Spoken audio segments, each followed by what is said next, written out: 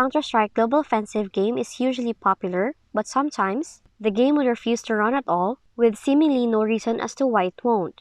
If that also happens to you, here are the ways to fix it. First up, if you have resource-demanding running applications such as imaging editing apps or another game, it may be too much for your system to handle. So what you should do is open Task Manager from your taskbar, and then close any application that you no longer need. Additionally, update your graphics driver by opening Device Manager,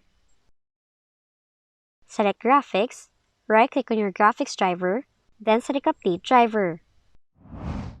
And for your last resort, you should update the game. Do that by opening the Steam app, click Counter-Strike, go to Properties, select Update, set automatic updates to always keep his game up to date, and once done, Steam will now download any available updates for your game.